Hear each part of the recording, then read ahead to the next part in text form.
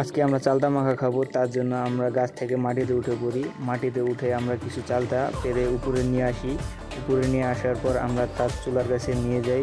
চুলায় নিবু নিবু আগুন দেখে চালতাগুলো তার মধ্যে ঝাঁপিয়ে পড়ে হাবুডুবু করতে থাকে।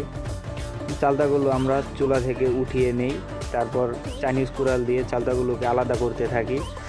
দেখি চালতাগুলো খুবই পরিষ্কার, তার জন্য অপরিষ্কার পানির মধ্যে চালতাগুলো আরও বেশি অপরিষ্কার করার জন্য গায়ে লেগে থাকা কালো অংশগুলোকে আমরা উঠিয়ে ফেলার পর চালতাগুলোর চেহারা খুবই উচ্ছিরি এবং বিশ্রী দেখা যাচ্ছে। তারপর আমরা চাইনিজ কুড়াল দিয়ে চালতাগুলোর দেহাবশেষকে একত্রে করার চেষ্টা করছি। অন্যদিকে একজনের তো দেরি হয়েছে না, তাই সে নিজের হাতই বসিয়ে দেয়।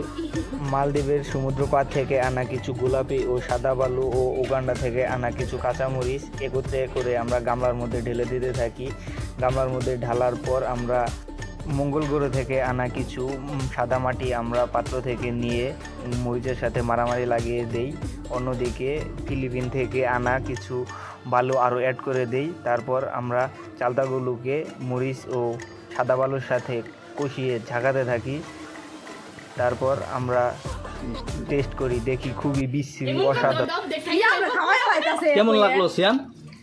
অনেক সুন্দর, কিন্তু পাশের নয়েজটা আইতাছে তো, তাইনি মানে দিতেছে, নজর দিতেছে। হ্যাঁ হ্যাঁ।